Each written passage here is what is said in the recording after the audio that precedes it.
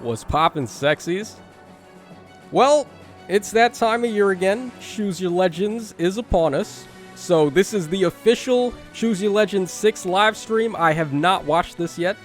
I'm actually going in here completely blind. Let's see if they were able to give us the goods.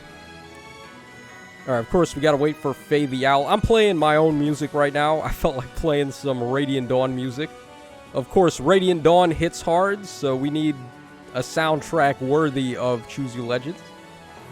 Alright, here we got Faye the Owl coming in with her sunglasses. Okay. I think we can skip ahead a little bit. We don't need to watch, like, the intro, especially since I don't have any, like, audio playing on this video. Alright, so here are the winners, of course. Just a quick prediction, I guess. I'm going to say Korom is going to be a Lance Cavalry type.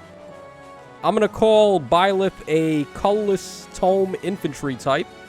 I think Tiki's probably going to be an Infantry Dragon of the off color. And then CYL6, I actually think CYL6 is the wild card here. I don't know if they're going to keep him as a sword, or if they're going to give him a staff, or give him a tome, or whatever. I was tossing around the idea that they might give him the Naga tome to play off Deirdre and Julia. But I don't know. I don't know if they're going to actually do that. So he's the one I'm not really sure about. And then Tiki is probably just going to be whatever color dragon. I do think Tiki's going to be a bait unit, though, because we did get that distant counter dragon seal. Alright, so I wonder who's going to go up first. Let's see. Alright, women's division, second place. So Byleth's up first. Oh, okay. Looking very much like... Wow, that's completely derived from Sothis. Of course, they showed off the bare feet first, right? So they're appeasing the foot fans. But this is not at all what I expected from Byleth.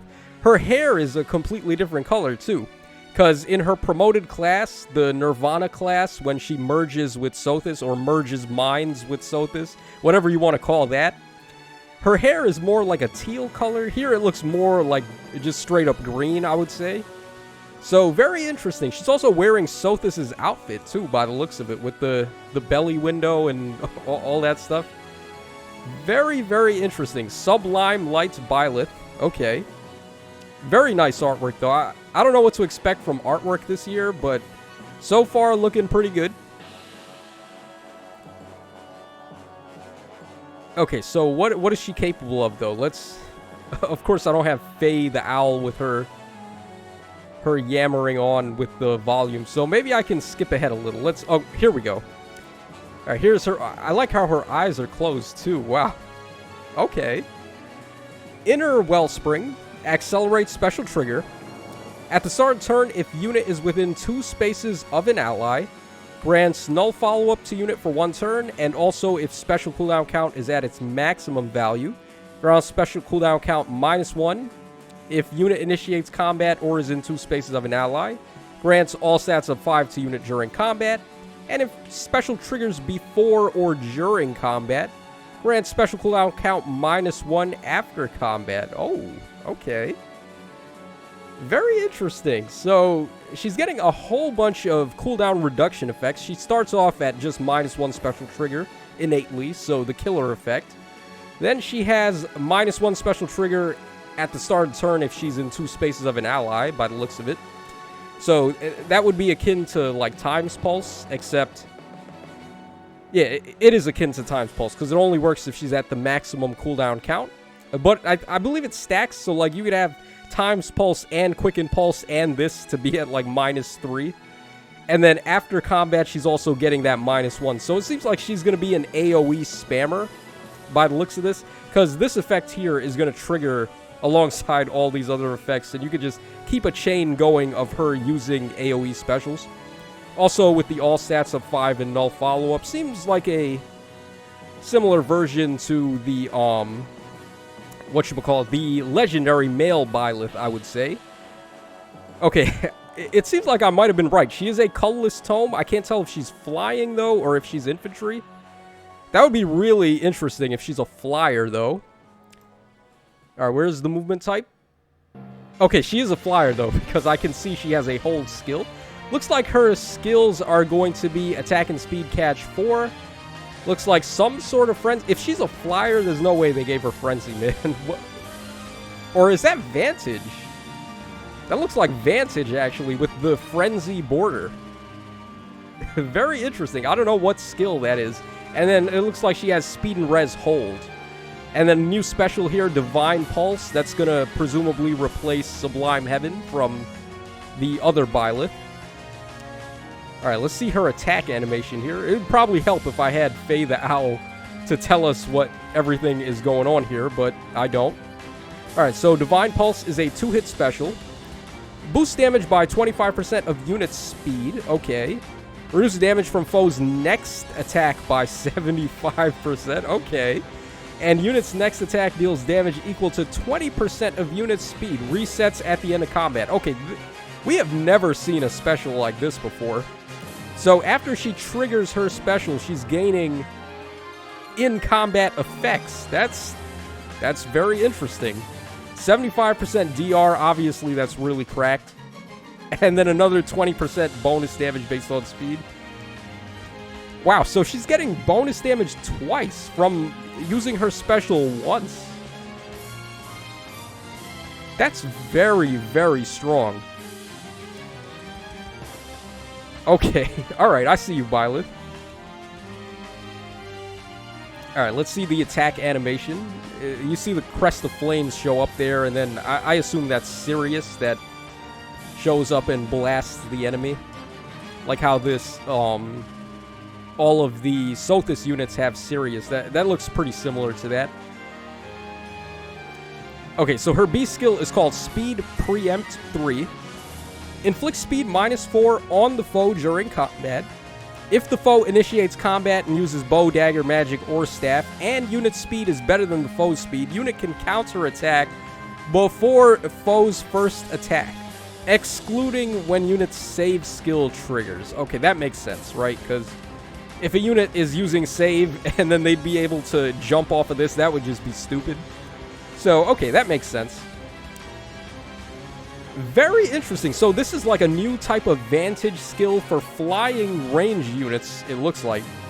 Well, who knows? It might just be flyers in general, but flying units, particularly flying range units, are kind of in an awkward spot where Trace is really the only thing they want to use, because they've been cucked out of all the other good B skills, like Guard Bearing and Dive Bomb, and all the good flyer exclusive skills are not allowed on the Tome flyers, just on the melee ones.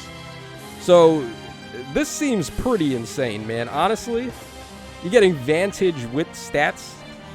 Like, okay, I'll take that.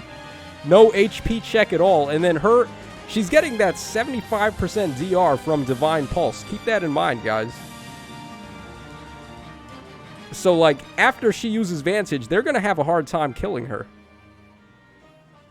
This is a very powerful unit. Jesus. What are the other ones going to look like? Alright, here's my oh, yes. Yes. Give me that Sigurd. Oh, my God, though. Yo. Bruh, he looks so good. Drawn by Wada the Legend. Okay. Enduring Legacy. I would not have picked a better title myself. Carrying on that Knights of Chalthy Blood right there. Okay, so it looks like he's holding Turfing, if I'm not mistaken. I'm pretty sure that's Turfing. As a Seliph fan, and with Sigurd being my second favorite lord next to Ike, this is everything I could have ever asked for, man. I love this. I'm all for it. He's going to be a sword unit, so...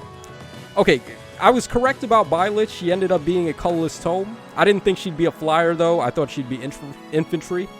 Looks like this guy is going to be a cavalry sword, so if Korom ends up being a lance unit, and then Tiki is going to be the other color, so I guess that means Tiki is going to be a green dragon. Okay, let's see what Seliph is capable of. I might skip ahead just a little bit here. Okay, Holy Tide Tirfing enables Canto 2, already very good. Accelerates special trigger. If unit or foe initiates combat after moving to a different space. Grants all stats of 5 to unit during combat, and deals damage equal to the number of spaces moved. by whoever initiated combat with a max of 4 times 10% of foe's defense, except when dealing damage with AoE specials. Okay, this automatically just tells me they gave him Holy Knight Aura. So this dude's going to be able to move 4 spaces absolutely. That's exactly why max of 4 is there. So he's going to deal, what? 4 times 10% of foes. So 40% of the foe's defense, basically. There's no... That's on all his... Hold on. If unit or foe initiates combat after moving to a different space, grants all stats of 5 to unit during combat, and deals damage equal to the number of spaces moved by whoever initiated. So if he moved 4, he's getting 40% of foe's defense as damage. And then if the enemy did... Well, it's going to be rare for enemies to move 4 spaces, because they'd have to have, like, bonus movement or something.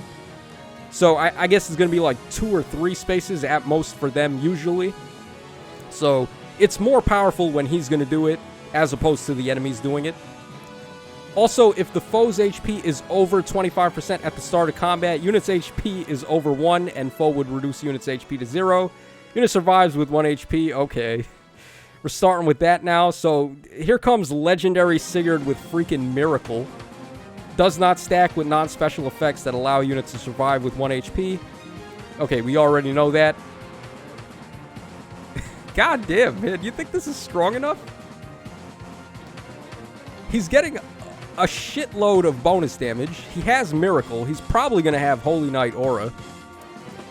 Oh, he doesn't have Holy Knight Aura. But he has a unique C skill. Okay, so... And he has a brand new A skill, too. Okay, attack and speed clash 4. If unit or foe initiates combat after moving to a different space, grants a bonus to unit's attack and speed during combat, equal to X plus 6, where X is the number of spaces moved by whoever initiated combat with a max of 4. If X is greater than or equal to 2, neutralizes unit's penalties to attack and speed during combat. Oh, very interesting. I just realized this. A max of 4 in terms of how many spaces you move, does that include Pathfinder? So, like, if the enemies have Pathfinder and the... Let's say this guy had Pathfinder, this red dragon, and then this... Let's say this blue lance guy could move 3 spaces for some reason. Would he be able to do, like, 1, 2, 3, 4, and then attack Shannon there? Pretend Shannon was Seliph. Would he be getting the full 40% from his weapon? Interesting. I don't know if Pathfinder counts, though. I think the way Pathfinder works is that it just treats it as the space is not actually moved through. So it's still like the unit is only moving 3 spaces, but I don't know how they programmed it. It might still count for Pathfinder. That's something I'm going to want to see in action.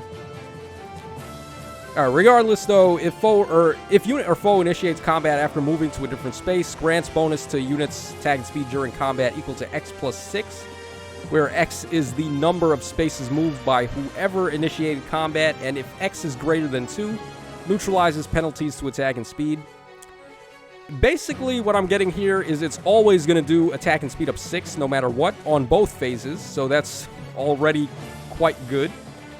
And then however many spaces the enemy moved, 2 is going to be like the bare minimum, man, because every unit besides armored units can at least move 2 spaces.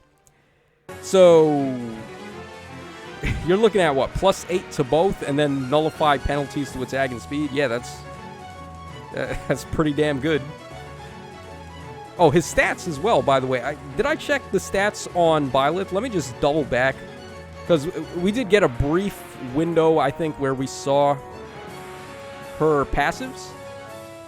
I want to just make sure that I'm not missing anything here.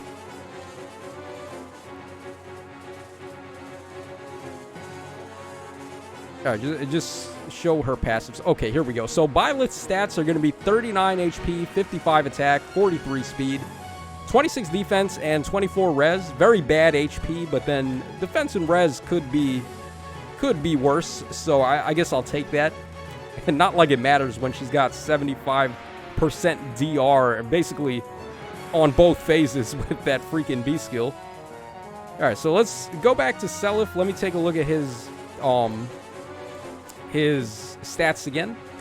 So we got here 40 HP, 59 attack, 41 speed, 37 defense, 18 res. Looks very similar to a Sigurd unit. Basically all attack and defense and then no res. This guy has some speed though, unlike Sigurd. So that's quite interesting to me. Normally the Sigurd units have speed, not really as a dump stat, but much lower than the other stats, and then he'll get a little bit of res. Alright, and then he's got air to light. At the start of the turn, if unit is within 2 spaces of an ally, grants attacking speed up 6 and no follow-up to unit for 1 turn, and unit can move 1 extra space. Okay. So they didn't give him Holy Knight Aura, but they gave him another way to get +1 movement. So, actually, is that better? Nah, it's not better, because Holy Knight Aura just gives the whole party +1 movement, which is just dumb. So, okay, at least this guy's only giving it to himself. Yeah, let's see, what else? Attacking speed up 6 and null follow-up. Yeah, null follow-up when his speed looked as solid as it did. This guy is pretty good. Did they not show his B skill? What was his B skill? Hold on. I feel like I missed his B skill. Oh, he's got lull, speed, and defense. Alright, whatever. That's fine. Maybe give him Trace instead, like speed and defense near Trace. But lull is fine. There's nothing wrong with lull. Alright, so here we go. Women's first place. This is the one that everyone's been waiting for. And did I bad Juju this? Bruh, I totally bad Juju'd us here. It's adult Tiki cosplaying as little Tiki. Why? Why they gotta play favorites so much with little Tiki? I mean, yeah, we get it. She's the Tiki that Japan grew up with and they love her, right? But this was supposed to be awakening Tiki's moment. Big Tiki. We're supposed to give her the love, not little Tiki. I would have liked it more if she was playing off of Naga or Nagi or one of the other dragons from Arcania, but come on, man. Even now, well, okay, maybe now he would have been a little worse. Yeah, because now he's got the revealing outfit, but I would have really liked this if this was more of a win for Big Tiki than Little Tiki. Whatever. It's fine. I mean, the artwork is quite good, regardless. Man, I spoke this into existence. You guys can blame me for this. If you're a big Tiki fan and you're upset about this, then blame me. Because I jinxed us. I'm the one who had to open his big mouth and be like, oh, what if it's Big Tiki and she's cosplaying Little Tiki? Man, Tasho, just shut your dumb mouth up. Okay, so she is going to be a breath user, obviously. Remote breath. Accelerate special trigger. Effective against dragons. If unit is in 3 spaces of an ally, grants all stats of 5 to unit during combat. Unit makes a guaranteed follow-up attack. And also, if unit's attack can trigger their special, grants special cooldown count -1 to unit before unit's first attack during combat. And if foe's attack can trigger their special and unit's res is better than the foe's res +5, inflicts special cooldown count +1 on the foe before foe's first attack during combat. That's pretty interesting. Now, this is very reminiscent of what we saw on the Baby Boo Boo Ike, right? So, Baby Boo Boo Ike, he has a special spiral effect before he attacks where he, like, during combat. It's not before combat, so you can't combo it with blazing specials, unfortunately. But during combat, before his first attack, he just gets -2 special trigger. And if that would lead him into being able to use his special, he's going to activate it. So what this is telling me is that, for example, Tiki versus the Byleth we just looked at earlier, she starts that fight with her Divine Pulse ready. You're going to be able to cancel that out with this Tiki here, because during combat, she's just going to add +1 cooldown count to that Byleth. So this looks very interesting here. It's a nice way to shut the enemies down, and then she's giving herself -1 as well. So she's getting herself ready to attack. Alright, cannot exceed the foe's max special cooldown count. And then, of course, she has adaptive damage on ranged enemies. She is very tailor-made, by the way, for that distant counter dragon seal. So, yeah, I'm fairly sure they released that seal in preparation for this unit. So, just as a quick recap, we have -1 special trigger, effective on dragons. If she's in 3 spaces of an ally, she gets all stats of 5, guaranteed follow-up. And then she has the -1 special trigger to herself before her first attack. And then if she's got 5 more res than the enemy, they get +1 special trigger to their special before their first attack. Yeah, so, okay. Gonna need to see some more, though, before we can call it. Oh, wow, is that Brazen 4? Brazen attack and res 4? Did they bring that back? Hello.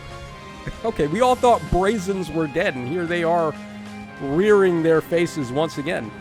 It couldn't be Defiant level 4. I think Defiance would have been nicer to get a level 4 version. But, okay, she's got 40 HP, 59 attack, 27 speed, do -6 to both defense and res because she has defense and res menace. So we're looking at here 37 defense and then 41 res. Okay. She is a green breath like I thought. Dude, did I call this entire banner? So then that means Korom is going to be a lance unit, right? I hope so. Please don't make him another bow unit.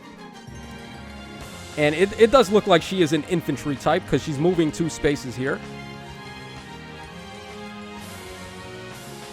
Alright, so let's see what her unique C skill or her unique B skill is going to do. And there's her dragon form, by the way, looking like an X-ray version of her regular dragon form with the red eyes and like the negative color body. Okay. Oh, it's not Brazen 4. Attack and res finish 4. Huh. Okay. If unit is within 3 spaces of an ally, grants attack and res up 7 to unit during combat. And also, if unit's special is ready, or unit special triggered before or during this combat, deals +5 damage during combat. Oh, wow. Except when doing AoE specials, and when unit deals damage to foe during combat, recovers set. What? Dude, no. Stop. Seriously? You know who's gonna want this? Friggin' Asker. So now, Asker's gonna have healing on this, on Bulwark, and then if you give him Mystic Boost, the seal. That's just triple heal. Dude, these passive heal effects, man, they're so powerful. Or Guinevere, too. Guinevere is gonna love this. Triggers even if no damage is dealt. And this is when unit deals damage to a foe, so it's per every attack. So if she doubles, she's getting back 14 HP. Okay, this is a little bit much. This is where we're starting to get into OP territory here. I think this skill is a little overtuned, man. If she's in 3 spaces, she gets attack and res up 7. If special is ready or she triggered a special before or during combat, she gets +5 bonus damage during combat. And then, let's see here. And whenever she attacks, basically, she gets back 7 HP. Yeah, that's a little too much for an A skill. This is like 4 passives in 1 passive. Am I the only one who thinks this is not okay? Let me know in the comments what you think about this finish skill. It seems a little bit much, though. Alright, and then we still don't even know what her unique B skill is.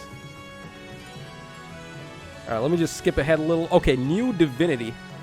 At the start of combat, if unit's HP is over 25%, inflicts attack and res -5 on the foe during combat. And also, if unit's res is better than the foe's res, reduce damage from attacks during combat and from AoE specials by a % equal to the difference between stats times 4. And basically, it's just res-based damage reduction. Also, at the start of combat, if unit's HP is over 40%, foe cannot make a follow-up attack during combat. Alright, so she has impact there. She does attack and res -5. She has 40% DR based on res. Alright, it's not as crazy as it could have been, but Having DR with stat reduction is pretty wild, though, I will say. And then it's got the impact effect, too. Yeah, that's a pretty good bait B skill. I really like the icon, too. Alright, I believe that's just about everything we need to know about that Tiki. So here we go. This is the first place winner for the men's. We have here Korom. And it looks like he is indeed going to be a Lance unit. So Faded Honor Korom. I'm not really too much of a fan of this artwork. Looks kind of boring. His hair looks really blue. Like a little bit too blue, actually. I don't recall Krom's hair being that shade of blue. I thought it was a little bit lighter or more grayish. But okay. Yeah, I think Byleth probably won on... Byleth and Seliph just blew me away with the art. And then Tiki's art is quite good, but it's... Like I said, she's cosplaying as Baby Tiki. So, I don't know, man. I think they could have probably not did that. Alright, Gear Driffle. Effective against art, of course it is. Accelerate special trigger. If unit initiates combat or is in 2 spaces of an ally, grants all stats up X to unit during combat, where X is the number of bonus and penalty effects active on unit times 2 plus 5.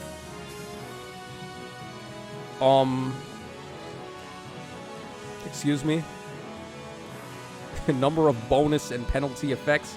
So, okay, let's say one instance of a bonus would be +1 movement.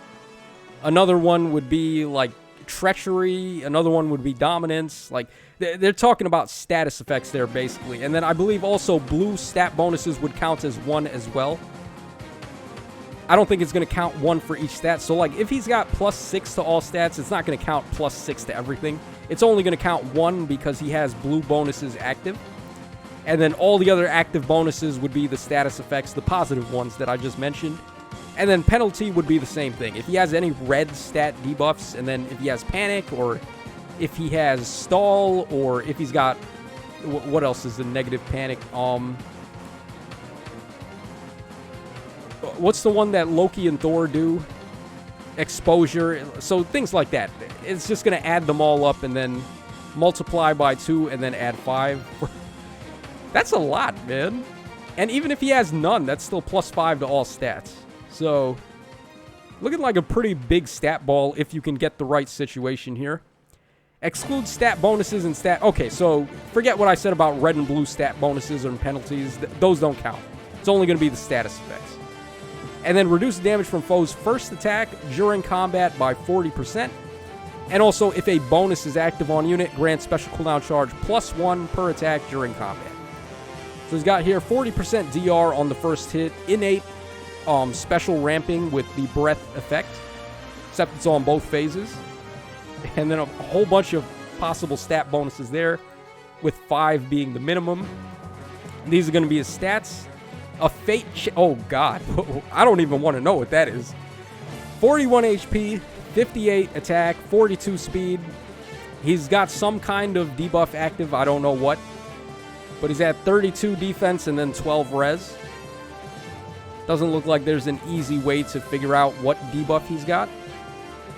Maybe this guy has a ruse skill active.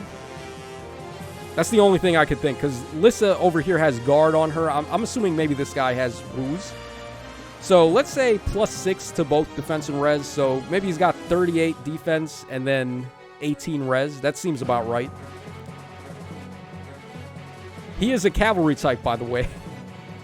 Dude, this was so predictable. I basically called the entire banner. That's so boring. They couldn't be a little more creative. All right, regardless, he's got... Who in the world knows what that assist is? I don't even want to know, man. After being battle-scarred and traumatized by To Change Fate. Did I go a little too far ahead there, or did they not show... Yeah, they didn't show his assist yet, but... This is going to be his C skill, Infantry Speed Tactic. At the start of turn, grant speed up 6 to allies in 2 spaces for 1 turn, and no follow-up to infantry allies in 2 spaces. Granted only if the number of that ally's movement on the team, on the current team, is great, or less than or equal to 2. So, speed tactic with null follow-up.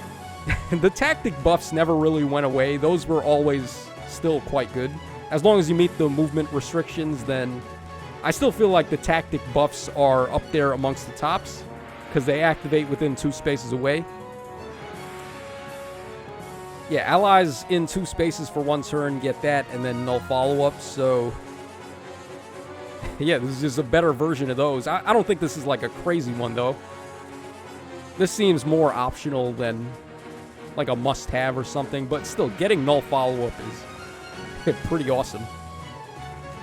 And then a fate change. Moves target ally to the opposite side of unit and grants another action to unit. Basically reposition and then a second action. It's basically to change fate. Grants any bonus active on target ally to unit and pair up cohort, if any, for 1 turn. And inflicts isolation on unit and pair up cohort, if any, through the next actions. Alright, so far it's basically the same, except this here is different. Instead of getting attack up 6, he's basically stealing the bonuses active on his allies. So here, Lucina's got +6 speed and null follow-up. He's just going to steal +6 speed and null follow-up. So that's pretty good. That's a really nice way for him to steal bonuses. So like you could have bonus doubler, the status effect, null follow-up, treachery, dominance, all those crazy things, and he's just going to steal all of them right there. So that's pretty awesome. Additional action granted and isolation inflicted once per turn only. Granted bonuses exclude stat bonuses inverted by panic. Okay, that's good, obviously. Yeah, he seems pretty good. I don't really know what else to say about him. He's pretty freaking good. As if we needed a melee cav unit that has to change fate.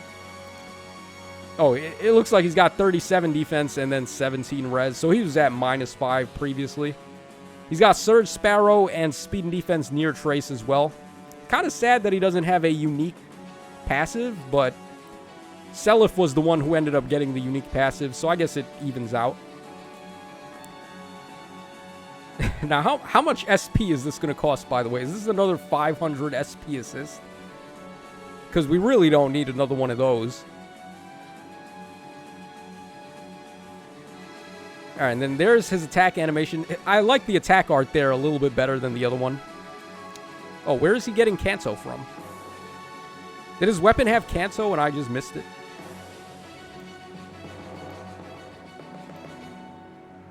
No. Wait, how did he use Kanto there? Oh, he had... Stupid me. He has freaking near trace on his B skill. My bad, guys. My bad. Alright, and then I guess these are just like explaining maps and stuff. Of course, we're going to get a freebie pull of all the new units. You're going to be able to pick which one you want to summon. I don't know which one I would recommend yet. All of them seem potentially pretty good. Let's see here. Byleth seems the most interesting to me, honestly.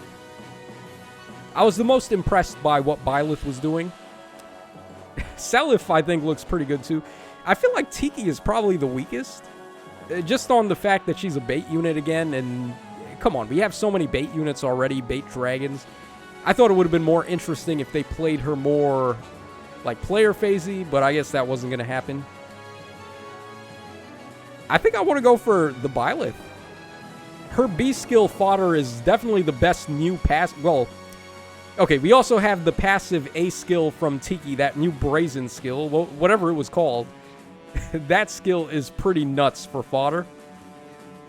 But I also think Byleth's B skill is really good too. Yeah, I would say probably take Byleth. Honestly, I'm probably going to take Byleth. Well, I'm going to summon first, and then I'll decide who to take for free. But I think I want to go for Byleth here. And it looks like you're going to be able to spark 4 times as well. So if you want to clean house and just get a free copy of everyone for sparking, you would be able to do that. Not really sure if I recommend doing that, but if you've got the orbs, then by all means. Free summon event here. Probably in preparation of these guys getting refines. We'll see what their refines are soon enough. And is this Geralt? That's who it looks like. Yep. Okay, Geralt. Probably going to be our GHB or some kind of free unit or something. Who knows? Alright, these are his skills. He's got 41 HP, 62 attack, 26 speed, 39 defense, 30 res. Comes with attack and defense catch 3, distant defense 3, and then Breaker Lance, a perf weapon, and then Dragon Fang. So my guess would be he's probably going to be some kind of free-to-play unit. Probably not a Grand Hero battle, though. That wouldn't really make a lot of sense. He might just be like a free gift hero that everybody gets. I don't know. Oh, he is a Grand Hero battle. That's weird. Why would we be fighting against him? That's so weird. But I think that's pretty much all there is to say here. Okay, we're getting another upgrade to the amount of dragon flowers you can give units. That's pretty wild. Units that could have it 20 times go up to... Basically, everyone just gets 5 extra flowers. My god, dude. No wonder they're giving out more flowers by the day. Like, that new mode, Binding Worlds, gives out so many flowers. So I think this is something we've needed. Also, we're getting 1,000 flowers in Forging Bonds now. Interesting, okay. Alright, as long as they just keep on giving out more flowers, that's fine. And it looks like that's just about everything in here. So let me know what you guys think of the new Brave Heroes. I'm pretty impressed, honestly, by Byleth and Seliph and Korom. Not so much Tiki, but I do like that A skill. Let me know in the comments section which one is your favorite. And that's going to wrap us up for tonight. So this is your boy Tacho signing out.